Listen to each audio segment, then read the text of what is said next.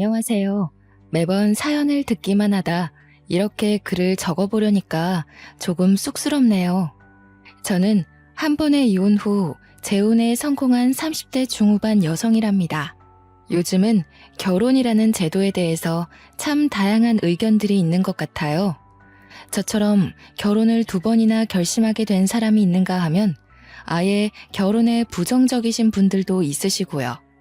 어떤 분들은 이혼을 한 후에 결혼 자체에 회의감이 생겨서 혼자 사신다고 들었어요. 사실 저는 지금도 결혼이라는 것에 마냥 긍정적이지는 않답니다.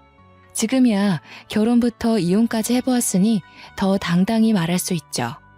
원래 이런 건 경험자가 더 잘하는 것이니까요.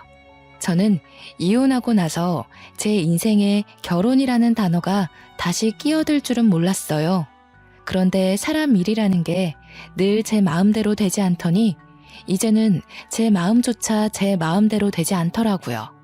결국 지금의 남편을 만나 생각이 또 한 번 바뀌었네요. 현재는 어찌저찌 또 한 번의 결혼식을 마치고 신혼생활을 하는 중이랍니다. 워낙 자상한 사람이고 저의 모든 걸 이해해주는 사람이라서 이 사람과 함께 할 미래가 정말 궁금하고 기대가 돼요.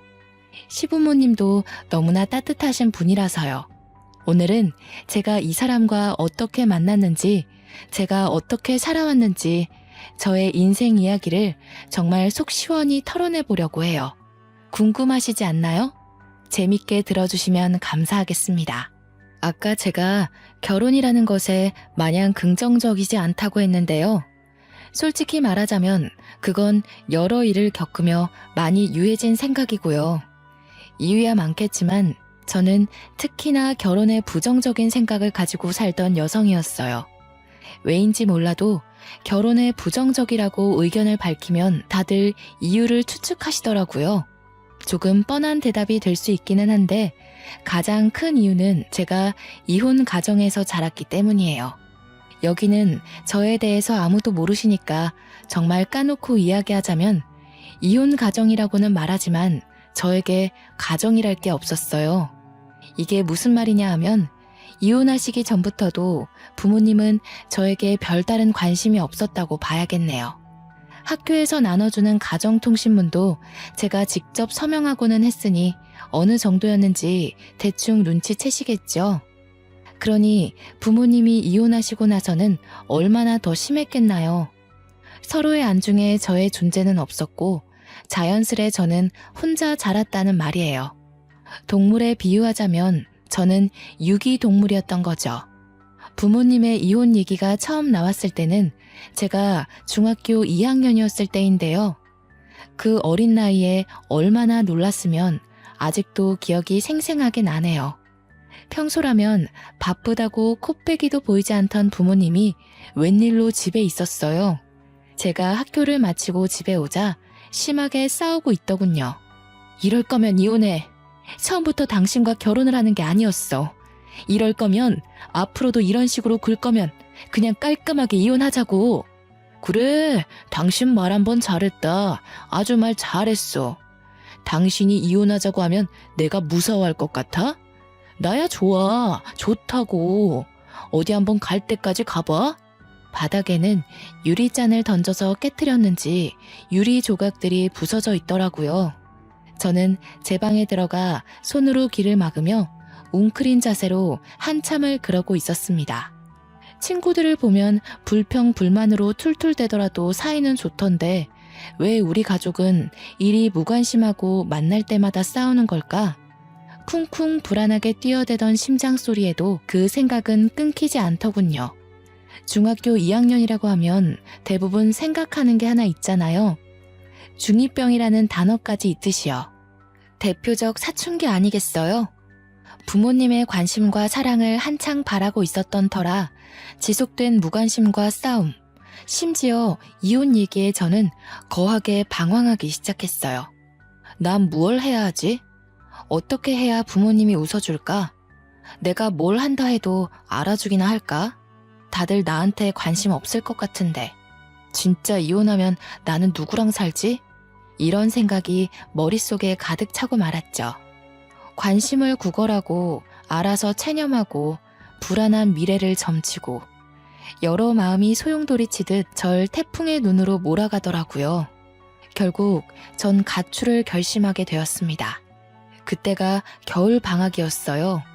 등하교할 필요가 없으니 가출이 수월한 듯 하면서도 어딘가 정기적으로 머물 곳이 없으니 앞이 막막했네요.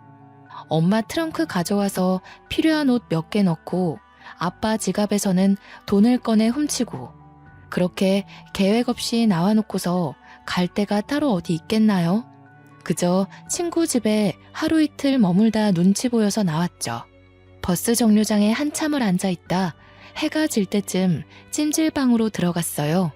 잘 기억은 안 나는데 아마 그때 청소년 보호법으로 시끄러웠을 거예요. 찜질방에 들어가긴 들어갔는데 밤에 쫓겨날까봐 밤새 남자 화장실에 몰래 숨어 있었거든요. 왜 남자 화장실이었냐면 찜질방 주인분이 아주머니셨어요. 아주머니는 여자 화장실을 주로 관리하시고 남자 화장실은 잘 안 들어가시는 듯 했어요. 남자 화장실은 아저씨가 아침에 주로 청소하는 것 같았고요. 낮에는 자고 밤에는 남자 화장실에 숨어있던 생활을 사흘간 반복하다 보니까 돈도 떨어지고 밤낮도 자연스럽게 바뀌더라고요. 원래 밥은 점심 지나 근처 식당에 나가 먹었는데 그때가 딱 손님도 없어 괜한 눈치도 안 보이고 아침부터 낮까지 자다 일어나곤 했으니까 그 시간이 적기라 생각했어요. 식당 가서 밥 먹는 것도 한두 번이었어야 했는데 중학생 2학년이 뭘 알았겠어요. 먹고 싶으면 먹었으니 당연히 제 수중의 돈은 점점 가벼워지더라고요. 급기야 국밥 한 그릇 사 먹을 돈이 없어서 찜질방에서 파는 삶은 계란 몇 개로 하루를 버텼네요. 조금 웃긴 건 그렇게 돈이 없는 와중에도 식혜는 필수였답니다. 목이 막히니까요. 버티고 버티며 그날 밤도 똑같이 찜질방 로비에서 미리 가져다 놓은 만화책을 들고 남자 화장실에 들어가 삶은 계란을 먹고 있었어요. 식혜는 이미 다 마셔서 쌀알만 밑바닥에 깔려 있었고요. 이제 마지막 남은 삶은 계란 하나를 까서 아껴 먹겠다고 야금야금 먹다가 반쯤 오기로 절반 정도는 한 입에 삼켰는데 삼키자마자 이게 뭐지? 싶더라고요. 잘못 삼킨 건지 숨이 턱하고 막히니 얼마나 무서웠는지 본능적으로 뭔가 잘못됨을 느꼈습니다. 숨이 막히는 도중에도 누군가의 도움이 절실하다는 걸 깨달았어요. 급하게 화장실 문까지 걸어가서 문을 두드리며 살려달라고 도움의 신호를 보내려 했어요. 문을 두드리면 누구라도 오지 않을까 싶어서요. 문고리를 잡고서 문을 열고도 싶었는데 문고리 잡기조차 쉽지 않더라고요. 시야가 점점 흐려지고 다리에 힘이 풀리기 시작하는데 이대로 이렇게 계란 먹다 죽는 건가 싶었네요. 꺽꺽거리면서 반은 포기 상태로 어쩔 줄 모르고 몽롱해져 가는데 때마침 남자 화장실 문이 열리더니 누군가 들어오는 것 같더라고요. 얼마 안 있어 누군가 제 몸을 흔들기도 하고 세우기도 하고 풀려가는 제 눈을 들춰보기도 하고 이것저것 확인해보는 듯 했어요. 흐린 눈으로 얼핏 봤을 때는 제 아빠뻘 되는 아저씨였는데 얼굴에 핏기 하나 없는 캑캑거리는 저를 보고는 곧바로 하임 리히법을 시도하기 시작했습니다. 예, 자면 안 돼. 눈 똑바로 떠. 눈 떠? 얘야, 정신 놓으면 안 된다. 정신 차려야 해. 몇 번의 압박 끝에 제 목에서 계란과 음식물이 튀어나오며 전 다시 숨을 쉴 수 있었어요.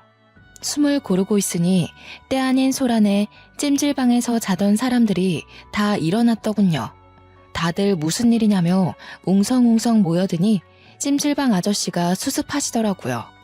아이고 죄송합니다. 애가 잠시 우리 집에 온 조카인데 하도 찜질방에서 며칠 자보고 싶다 사정하지 뭡니까?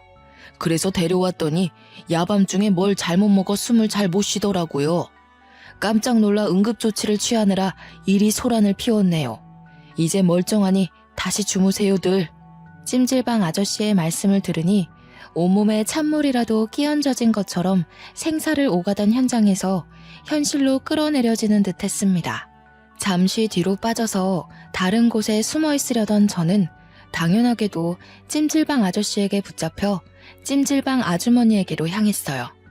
아주머니는 애 얼굴이 너무나 창백하다며 호들갑 떠시더니 제 손을 몇 번 주무르시곤 따뜻한 물을 건네주시더라고요.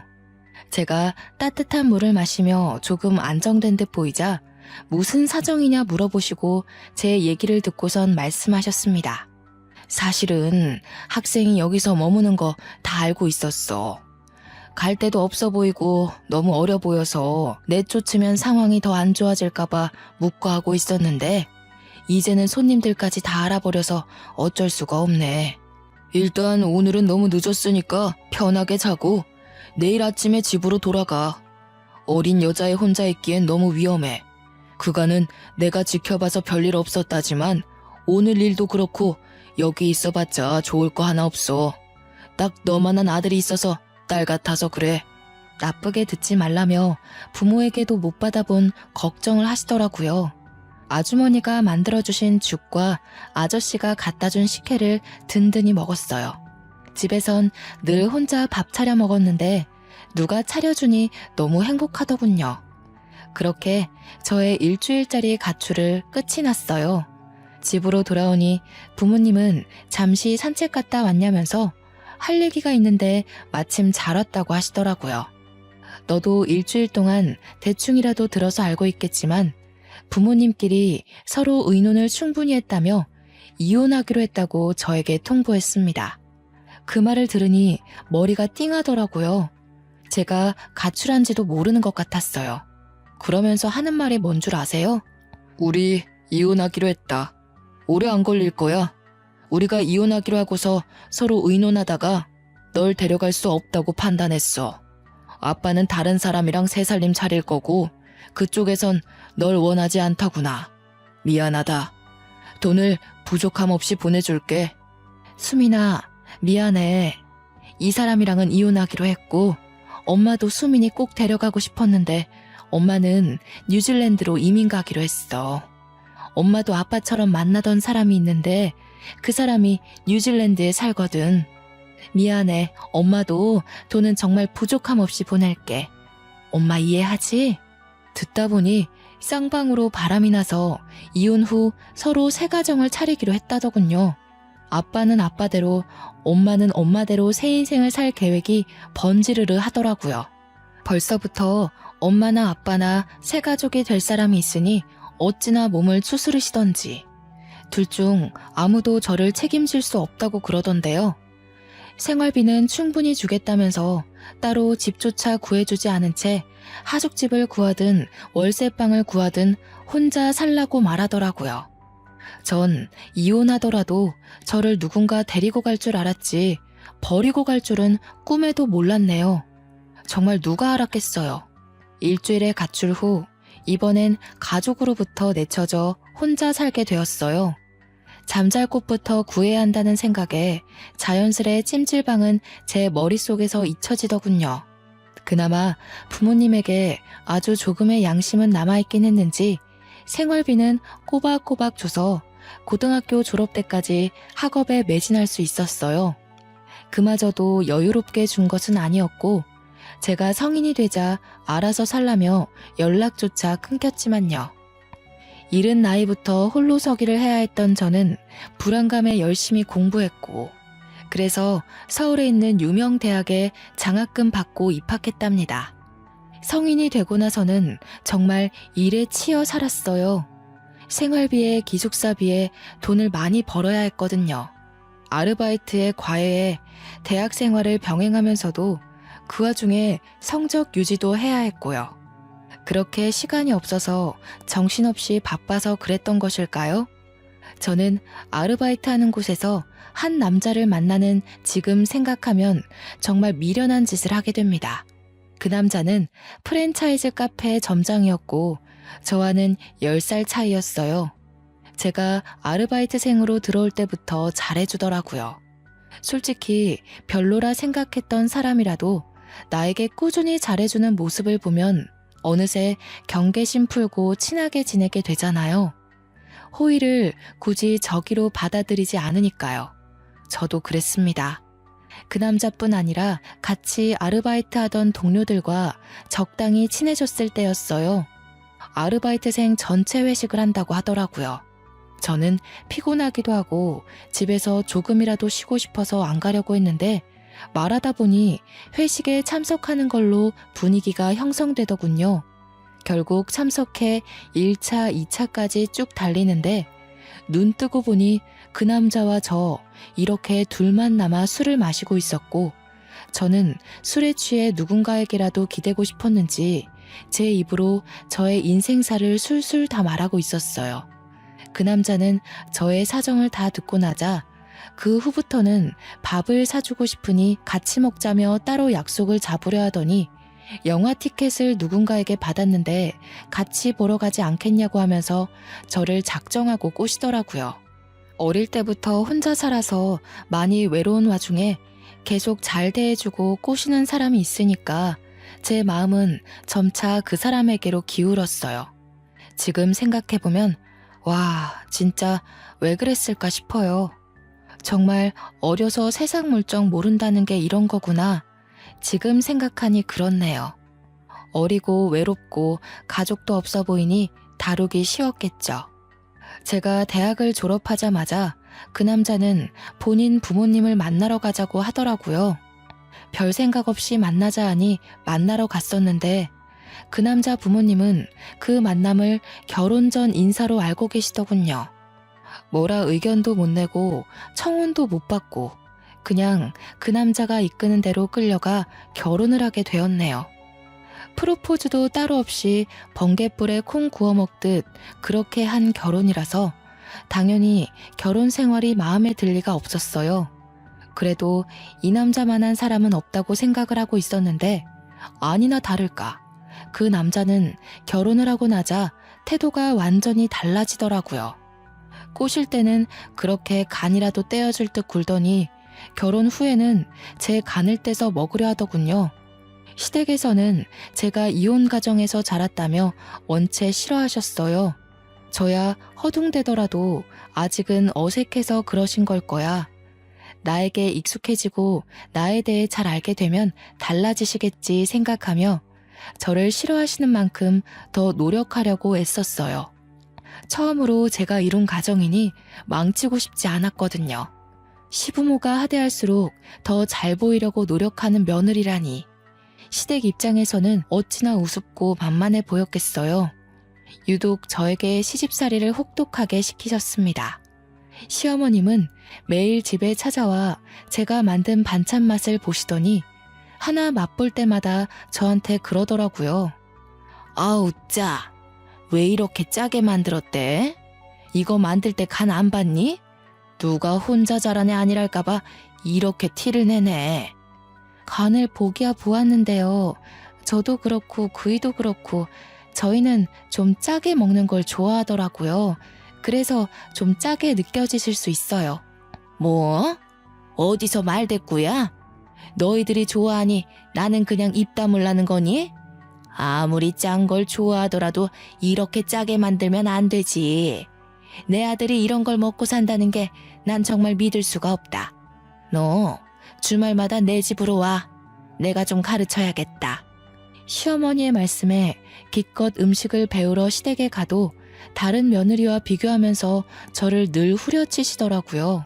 첫째 며느리는 대기업 다니면서 매일 안부 전화에 선물까지 사오던데 얘는 어떻게 된 게 살갑게 굴지를 못하니? 이제 막 대학교를 졸업해 취업 준비를 하는데 돈이 충분치 않은 건 당연한 거 아닌가요? 계속되는 시어머님의 구박에도 저는 시어머님 생신 때 제가 할 수 있는 선에서 선물을 준비해 드렸어요. 아이고, 이걸 선물이라고 사온 거니? 쟤 좀 봐라. 아무리 돈도 없고 센스도 없다지만 요즘 누가 이런 싸구려 제품 쓴다니? 어른 없이 자라서 보는 눈이 많이 떨어진다 얘. 웬만하면 이혼하고 싶지 않았기에 참으려고 노력했어요. 시간이 지나면 익숙해지면 조금씩 나아지겠지 싶었어요. 그런데 제가 참으면 참을수록 제가 참을 수 있는 한계를 시험이라도 하듯 점점 심해지더군요. 하루는 시어머님한테 전화가 왔어요. 예, 내일 김장해야 하니까 내일 아침 일찍 새벽 5시까지 집에 오렴. 할 거 많으니까 마음 든든히 먹고. 그때 한창 취업 준비하느라 토익 시험과 각종 자격증 시험 준비 중이었는데요. 한숨이 깊게 나왔지만 해봐야 할 것은 다 해봐야겠다 싶어 다음날 아침 일찍 새벽 5시에 시댁에 도착했어요. 도착하기는 도착했는데 이게 웬걸 문이 잠겨 있는 거예요. 문을 두드려도 벨을 눌러봐도 응답이 없었어요. 계속 문을 두드리면 새벽이라 누군가 무어라 할 것 같았기에 서성거리며 고민하다 일단 비밀번호를 입력해 시댁에 들어갔어요. 들어가니 배추가 얼마나 많은지 아주 그냥 널려 있더라고요. 시어머님은 여전히 전화를 안 받으시고요. 시어머님은 잠시 나간 거라 치더라도 이렇게 배추가 많은데 다른 사람 아무도 없이 저 혼자 있는 게 너무 이상하다 싶었어요. 그래서 그냥 소파에 앉아 1시간을 꼬박 기다렸습니다. 기다리면서도 이게 뭔가 싶고 안 좋은 생각이 머릿속을 스쳐 지나갔어요. 설마 그렇게까지 시어머님이 악독한 사람은 아닐 거라 믿고 싶더라고요. 그런데 안 좋은 예감은 틀리질 않더라고요. 설마 했던 것이 사람을 잡더군요. 시어머니께 전화가 와서 왜 전화했냐고 하시길래 오늘 김장하는 거 아니었냐고 오라 해서 왔는데 왜 집에 안 계시냐고 여쭈었죠. 예의 없이 새벽부터 전화하더니 시부모 여행 간 것도 모르니? 가족여행 와서 집에 없지 뭐. 나 집에 갈 때까지 네가 김장 좀 해놓으렴. 네? 어머님, 그게 무슨 말씀이세요? 저 자격증 공부하다가 시간 내서 온 건데 이러시면 어떡해요. 여행이라뇨. 그럼 저를 왜 부르셨어요? 처음부터 저 혼자 김장 다 하라고 부르신 거였어요? 어린 것이 보는 눈만 없는 줄 알았는데 눈치도 없네. 왜 불렀겠니? 늙어서 온몸이 쑤시는데 내가 다 하련? 며느리인 네가 할 수도 있는 거지. 난 여행 갔다 올 테니 김장 다 해놓아라. 갔다 와서 간 볼 거니까 대충 하기만 해봐. 정말 말도 안 되잖아요. 혼자 김장을 하라니 이런 시집살이는 듣도 보도 못했어요. 저 혼자 먹을 김치도 아니고 이 많은 걸 혼자 도대체 어떻게 해요. 그것도 직접 전화까지 해가며 불러드리더니 저런 태도라뇨. 전화를 끊고 허탈하게 앉아 밖을 바라보는데 내가 지금 여기서 뭐 하는 건가 싶었어요. 거실 창 너머로 동트며 노랗고 빨간 햇빛이 쫙 깔리는데 분하기도 하고 슬프기도 하고 눈물이 나더라고요. 한참을 방만 바라보며 울다가 결국 이혼을 결심했습니다. 시댁에 남아 김장을 하는 대신 남편에게 전화를 걸어 이혼하자고 말했네요. 이혼하고 무슨 생각이 들었냐 하면요. 그간 살아온 제 인생에 의문을 품게 되더니 별별 생각 다 들더라고요. 이혼 별거 아니네. 부모님도 이혼하더니 나도 이혼을 했구나. 결혼은 내 인생에 없나 보다. 내 인생은 왜 이리도 외롭고 힘들지? 그렇게 혼자 감정에 매몰될 뻔했지만 구사일생이라고 할까요? 면접을 봤었던 한 회사에 합격해 입사하게 되었어요. 자격증 취득 전에 넣었고 꽤 규모가 큰 중견 기업이라 큰 기대를 하지는 않았는데요. 예상치 못한 합격이라 그런지 마음이 술렁거리는 상황에도 기쁘긴 하더라고요. 그 이후부터는 온 신경을 쏟아붓고 매달릴 곳이 회사 하나뿐이라 정말 처절하게 매달렸던 기업뿐이네요. 일이 없으면 더 달라고 더 배우겠다고 신입 때부터 그러고 다녔어요. 그러다 보니 어느 순간 야망이 가득한 신입이라는 별명도 생기더라고요. 워낙 열정적으로 배우며 회사의 모든 시간을 바쳐서 그런지 회사 사람들과의 관계도 무난했네요. 입사하면서부터 시간이 참 정신없이 지나갔는데 그렇게 바쁜 게 오히려 저에게 필요했어요. 실제로 도움이 되더군요. 집에만 오면 바로 골아떨어져 따로 생각할 시간이 없었으니까요. 그런데요, 잊어버리는 게, 피해버리는 게 모든 걸 해소하는 건 아니잖아요. 너무 감정을 억누르며 일만 하고 살아왔던 탓일까요? 적어도 일은 내가 하는 만큼 돌아온다고 생각했는데 저의 개인 시간마저 빼가며 열심히 일했던 것이 3번의 승진 누락으로 돌아오더군요. 처음 한두 번 정도야 당황스러웠지만 그럴 수 있지 하고 넘어갈 수 있었어요. 3번을 승진해서 누락시키니까 제가 일을 못하는 편도 아니고 너무 황당하더라고요. 승진 누락 결과를 출장지인 제주도에서 확인했었는데 마냥 기다리다가 회사로 돌아가서 물어보기엔 열불이 나더군요.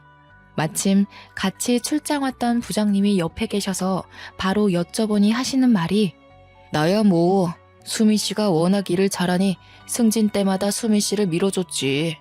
근데 임원들 생각은 그게 아닌가 보더라고. 너무 예민하게 받아들이지 말고 수미 씨가 아무래도 이혼도 했었고 딱히 책임질 가족이 있는 게 아니잖아.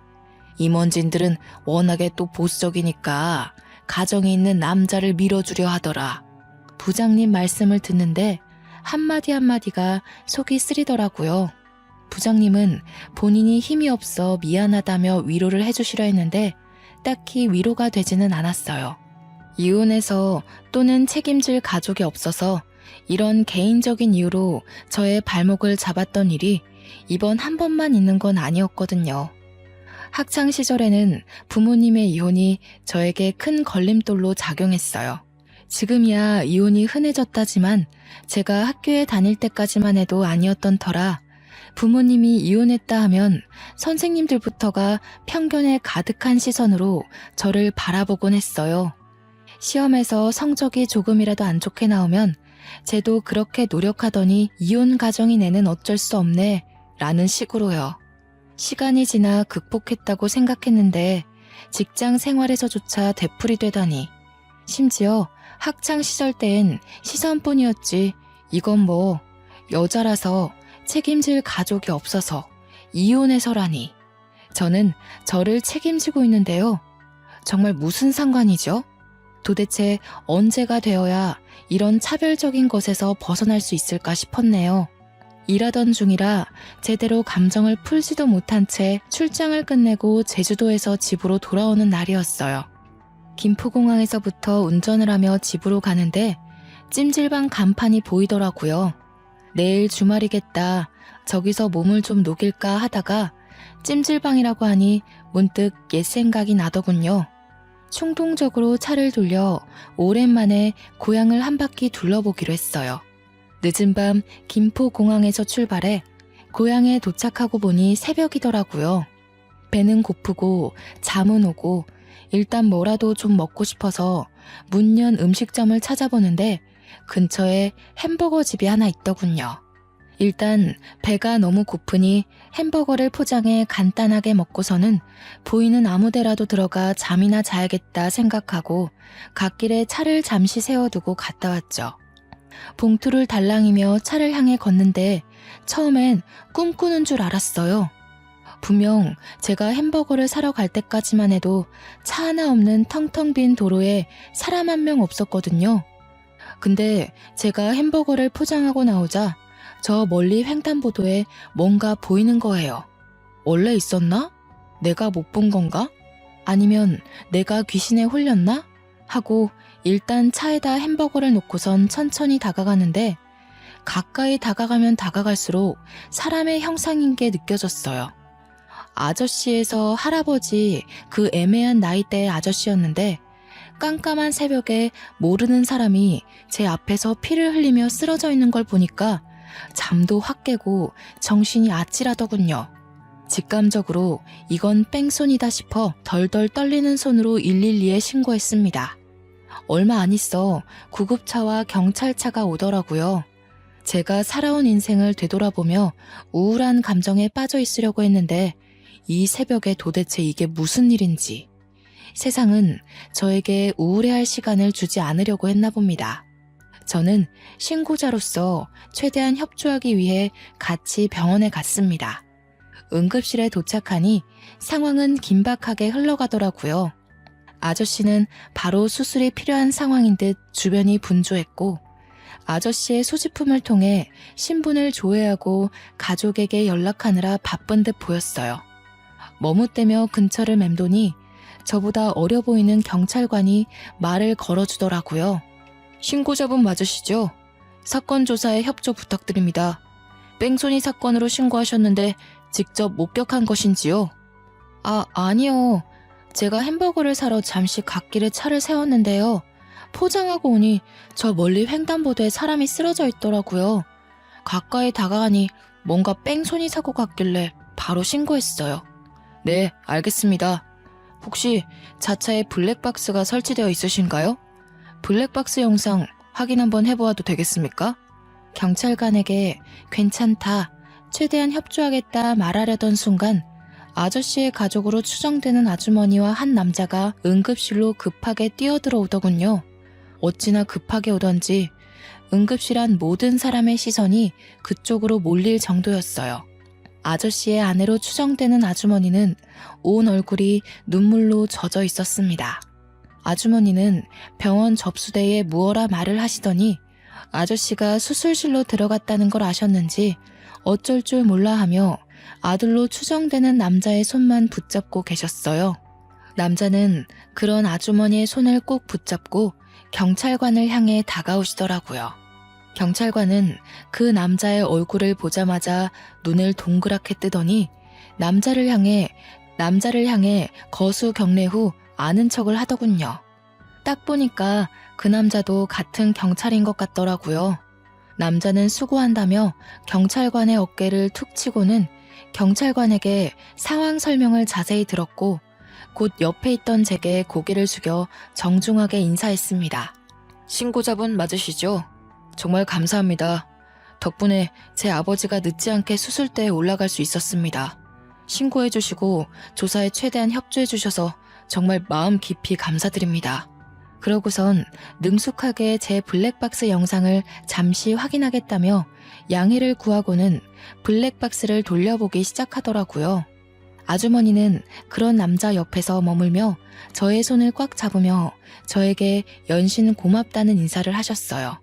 솔직히 제가 한 것에 비해서 감사 인사를 과하게 받는 느낌이라 민망하기도 하고 뿌듯하기도 하고 복잡 미묘했네요. 다행히 저의 블랙박스에 뺑소니 사고가 노골적으로 찍혀 있더라고요. 조금이라도 멀거나 가까웠다면 못 찍었을 각도로 정말 미세하게 오른쪽 위 구석에 사고 영상이 찍혀 있었네요. 제가 직접 목격한 것도 아니라서 혹여나 블랙박스에도 사고 영상이 안 담겨 있으면 어떡하나 내심 걱정을 했었는데요. 그런 제 걱정을 날려버리기라도 하는 것처럼 결정적 정보마저 보이더라고요. 정말 잠시 갓길에 차를 세워둔 거라 헤드라이트를 켜뒀었는데요. 그 불빛에 뺑소니 사고를 내고 도망가려던 차가 제 차 쪽으로 다가와서 제 블랙박스 각도를 확인하는 듯한 움직임이 있었어요. 처음엔 빛이 번져서 번호판이 안 보이는 듯 하다가 뺑소니 차가 제 차에서 멀어지며 번호판이 확실하게 보이더군요. 그로부터 대략 한 달 뒤, 그 남자로부터 전화가 왔어요.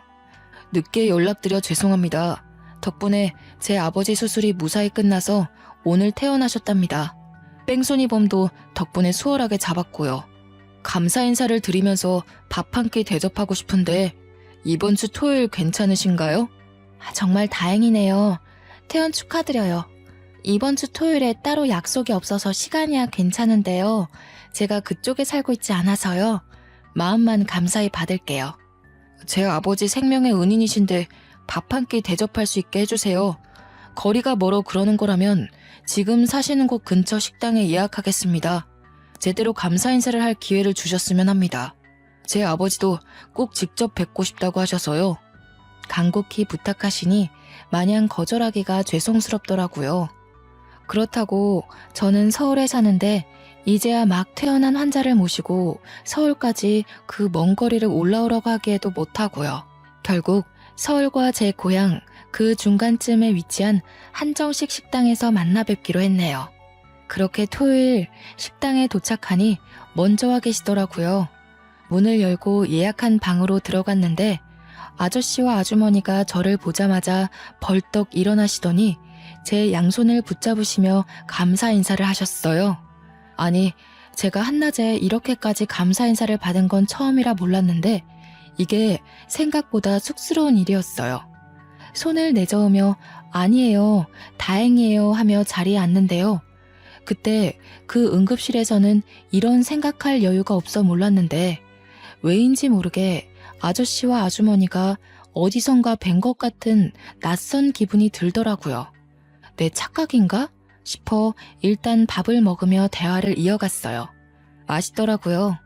여러 얘기를 하던 중 아저씨와 아주머니가 찜질방을 운영하셨다는 말에 순간 하고 예전 가출했었을 때의 기억이 머릿속을 스쳐 지나가더군요. 정말 혹시나 하고서 여쭤보았어요.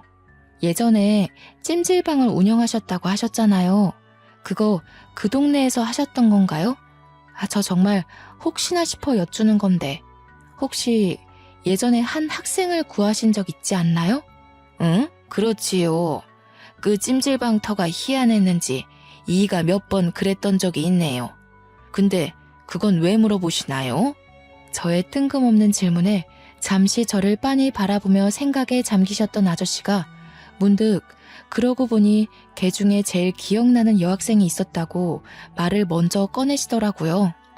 정말 어린 학생이었는데 가출이라도 했는지 며칠 동안 찜질방에 머물더군요. 불량 청소년 같아 보이지는 않고 질에 찔렸는지 밤마다 남자 화장실에 숨어 있어서 더 눈길이 갔죠. 걱정되는 마음에 하루는 얘기 좀 해보려고 남자 화장실에 들어갔는데 숨이 막히는지 컥컥거리면서 창백하게 질려있더라고요. 아, 그 학생 머물 거면 당당히 좀 머물지. 그마저도 못하고 맨날 밤새 숨어 있어서 어찌나 마음이 짠하던지요. 이이가 때마침 화장실에 안 찾아 들어갔으면 정말 큰일 날 뻔했어요. 그 학생이 컸으면 딱 지금 아가씨 같았겠네요.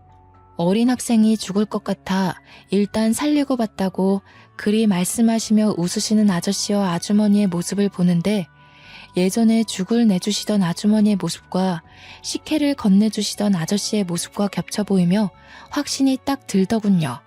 예상치도 못한 만남에 저는 너무나도 놀라 몇 초간 말을 못하다가 비명을 지르듯 소리치며 말했어요.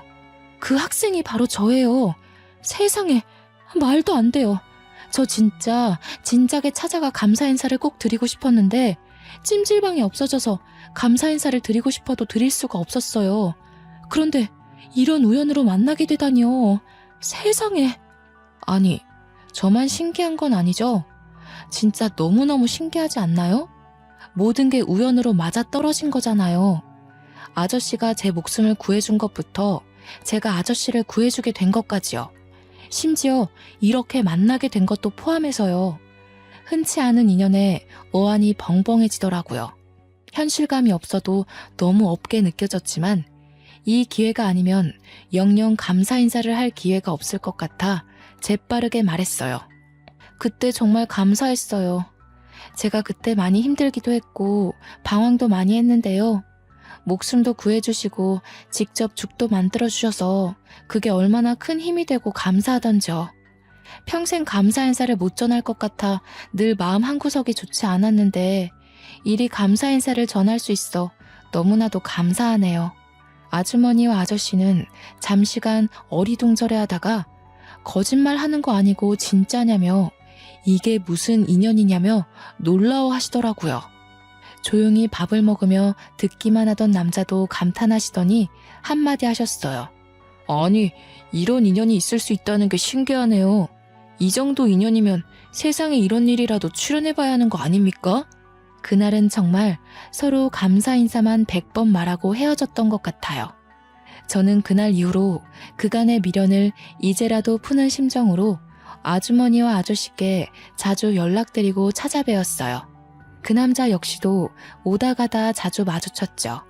제일 무서운 인연은 스며드는 인연이라고들 하잖아요. 저는 정말 그 남자에 대해서 아무 생각이 없었는데요. 자주 찾아뵙다 보니 자주 마주치게 되고 또 그러다 보니 가끔 생각이 나고 궁금하고 그렇게 감정이 진화하더라고요.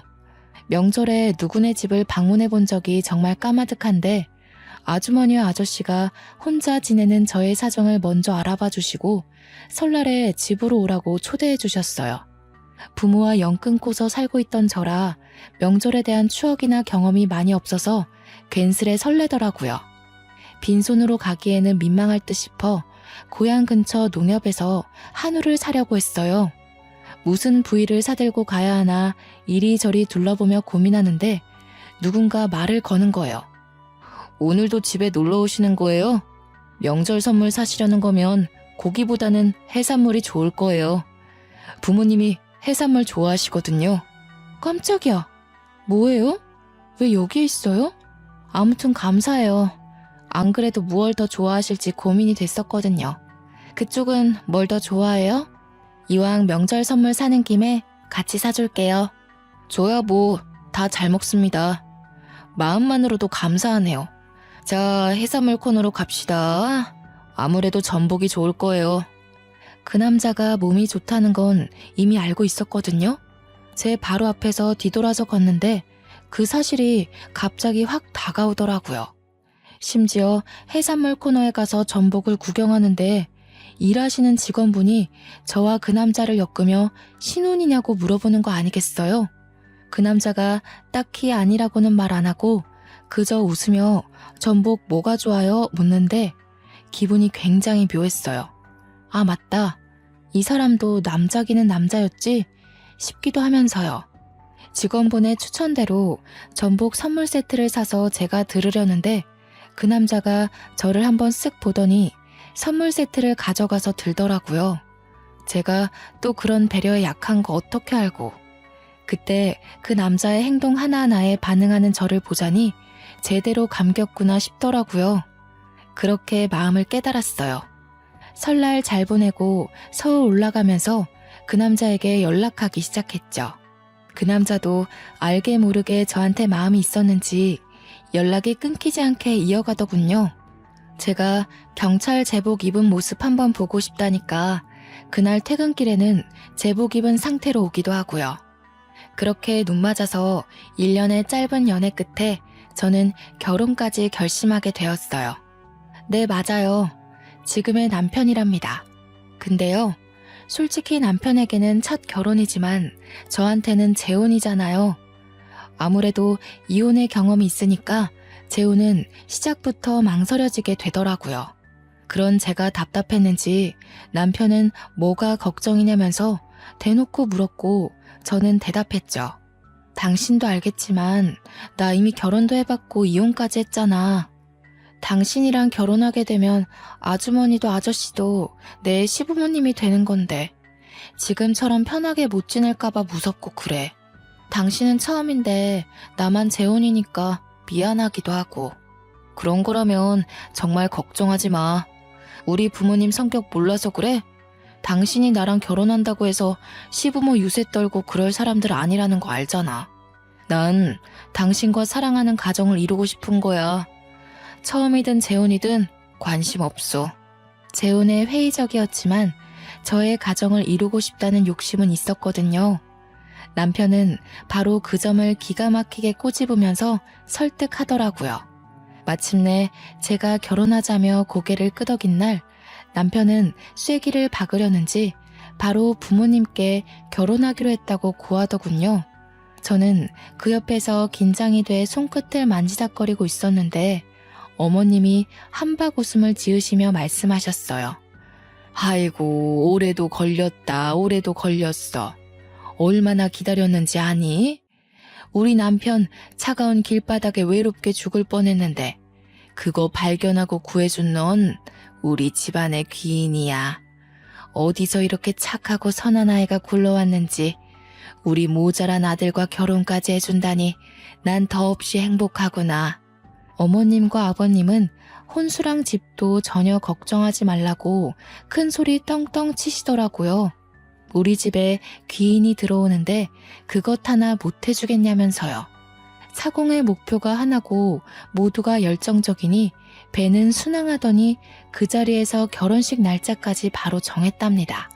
다만 결혼식 날짜가 다가올수록 이혼한 제 친정 부모가 마음에 걸리기 시작했어요. 결혼식 혼주석에 불러야 하는 건지 고민이 돼서 예비 시부모님께 먼저 상의하니까 제 마음 편할 대로 결정하라 하시며 한마디 하셨어요. 내가 이 결혼에 원하는 건 딱 하나야. 바로 네가 우리 집에 시집와서 행복해지는 것이란다. 예비 며느리로 무언가 하려고 노력하지 않아도 돼. 넌 이미 우리 가족의 은인이잖니. 너의 부모님도 그래. 모든 건 너의 마음이 향하는 대로 하렴. 대신 네가 결혼식을 올리며 행복해지는 방향이었으면 좋겠다. 저는 솔직히 부모 같지도 않은 인간들에게 저의 근황조차 알리고 싶지 않아서 결혼식 초대조차 원하지 않는다고 사실상 이미 연을 끊어버린 관계라고 설명했습니다.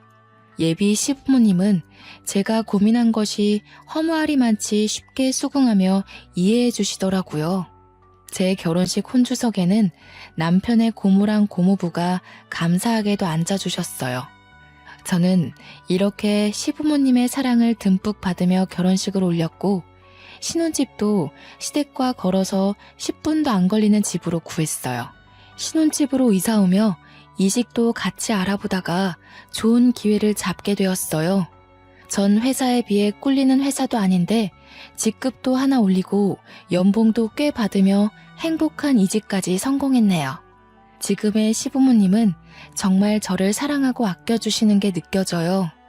이혼하기 전에 저였다면 미쳤다고 시댁과 그리 가까이 사느냐 했을 텐데요. 제가 자발적으로 신혼집을 시댁과 가까이 구한 건 아무래도 이유가 있겠죠. 어머님은 매일 제가 좋아하는 반찬을 하나씩 만드셔서 신혼집에다 갖다 주셔요. 아버님은 식혜를 새로 만들 때마다 갖다 주시고요. 두 분이서 나란히 우리 부부의 냉장고를 열심히 채워주십니다. 친부모에게 효도하고 지내면 복이 들어온다던데 저에게 해당되는 말은 아니었나 봐요. 생각해보면 저는 그 말과는 반대로 친부모와의 관계를 끊어내고 나서야 다음 모든 것이 잘 풀리기 시작한 것 같거든요. 처음 찜질방 사장님 부부를 만났을 때만 생각해도 그래요. 그때 친부모와 함께 멀쩡하게 잘 살았으면 만날 일이 없지 않았을까요? 결과론적인 생각일 수도 있지만 그때 친부모가 저를 방치하지 않고 각자의 삶을 택하지 않았더라면 저는 가출을 결심하지 않았을 거라 생각하거든요. 그렇지만 결론적으로 친부모는 저를 방치했고 각자의 삶을 택함으로써 제가 가출을 결심했고 그 덕분에 이런 인연을 만나게 되었다는 것이 정말 신기해요. 계란에 숨 막혀 어쩔 줄 몰랐던 저의 목숨을 살려준 아저씨의 은혜를 제가 죽기 전에 갚을 수나 있을까 생각하곤 했는데 10몇 년이 지나고 나서 뒤늦게 조금이나마 은혜를 갚을 수 있을지 누가 알았겠어요.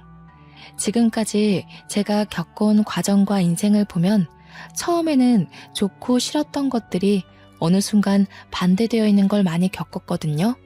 인생사 어떻게 될지 모른다는 말이 이런 뜻이었구나 싶기도 하더라고요. 저 이제는요, 과거는 과거인 채로 두려고 해요.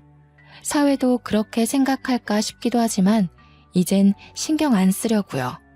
지난 날은 지난 날로 겪었던 힘듦은 뒤로 한 채 현재의 삶에 더 집중하기로 했어요. 앞으로 남편과 걸어갈 길이 멀다는 걸 이제는 알게 되었거든요. 저를 사랑해주는 남편에게 감사하고 아껴주는 시부모님께도 감사하고 힘들어도 꿋꿋이 잘 살아온 저 자신에게도 고맙다는 말을 하고 싶네요. 지금까지 저의 긴 인생 이야기 들어주셔서 감사합니다. 여러분 늘 행복하세요.